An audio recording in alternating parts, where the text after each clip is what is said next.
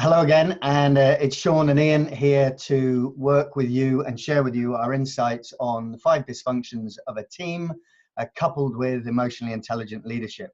And in the last session, we talked about trust as being the first dysfunction, or the lack of trust would be the first dysfunction, and how that benefits and how it looks and how it benefits from emotional intelligent leadership as well. So today we're going to be talking about conflict, or constructive conflict, and we'll be less than 10 minutes today, guys. So without any further ado, I'm going to hand over to Ian to introduce the concept of constructive conflict.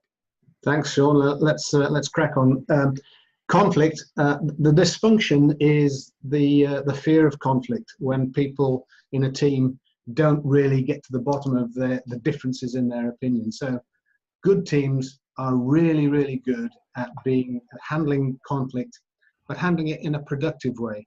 Yes. So good teams, in terms of conflict, they have all members voice their opinion. They actively seek the opinion of other members, whether that's the same opinion or not. They get everything out into the open. And make sure that everything is heard, because the next step after conflict is being able to make a decision that everybody commits to. Now, if you don't get your particular view out on the table, if it's not heard, if you don't believe your team has listened to it, you're gonna feel let down if a decision is made, your opinion hasn't been heard, and it's gone another way. So I don't know whether that's making sense, but it's really important that everything from everybody in the team is out on the table, is discussed, debated, and a decision made.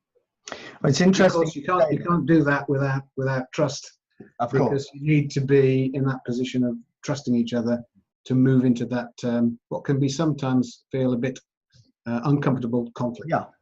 So really what you're talking about there then, as I interpret that under the emotionally intelligent leadership angle, is that in order to have those constructive conflict conversations, and to be able to come to an effective decision, the space needs to be safe. So you need to feel that you're safe in that. And if you remember in the last session, we talked about safe, belong, matter. Yeah. Subconscious comes question. up all the time, Sean. It's going to just go over and over and over. So really, and the safe, belong, matter helps to create the trust. Yeah. And it's like an infinity loop. If you have trust, then people feel safe. Yeah. If they feel safe, then there's trust being built. So it strikes me then that in order to be able to have that conflict effectively worked through, and everybody gets an opportunity to be heard and then understood. So we're actually moving into the detail of what happens in that constructive conflict. Yeah. And don't know whether you're familiar with Marshall Rosenberg and the nonviolent communication. No. Here's the very beginning. I'll not go into much detail because time is tight, but the very sort of opening gambit is that everybody wants to be heard and understood. Yeah. When they're heard and understood, fully understood, the energy and the frustration, if it's there, leaves them.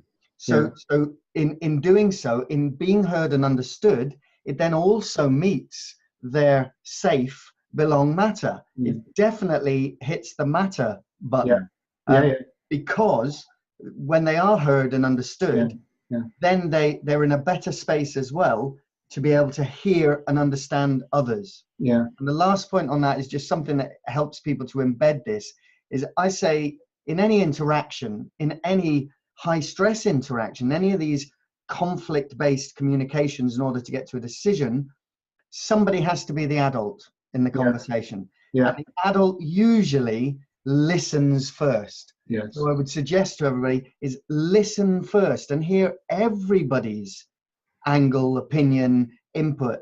As long as it's on point, then hear it all. Yeah. And then the second part of that, and the last bit of it, is active listening.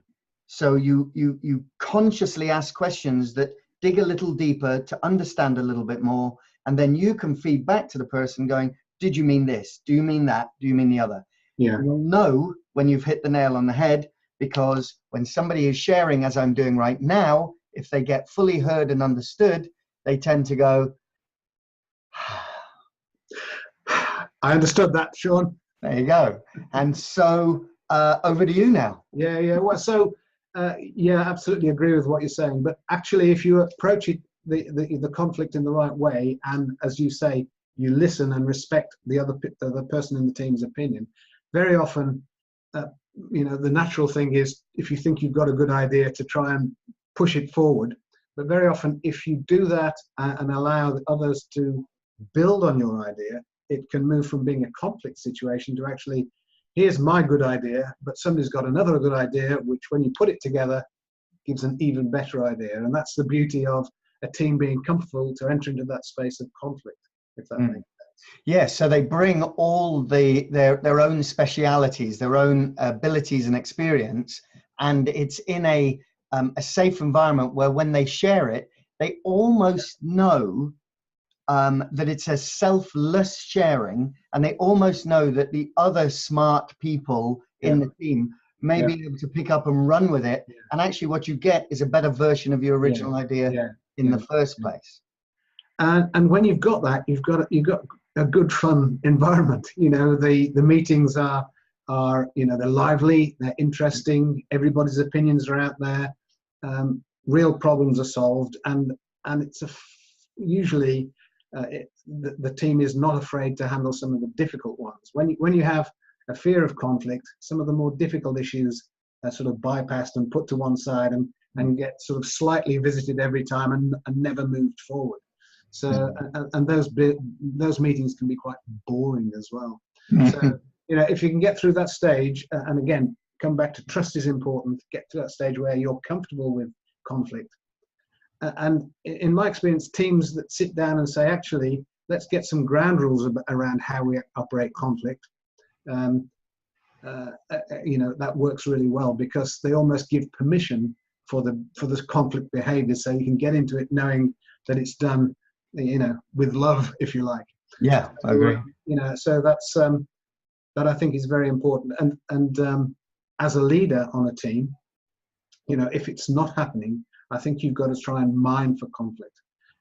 If you can remember back to situations where you've been in a meeting and somebody's nodded in sort of faint agreement, and you can see by the body language they don't agree, I think you've got to bring it out. You've got to bring out the differences, because only when those have been heard can you feel, your ideas have been respected, your opinions have been taken into account, whether the decision goes away or not.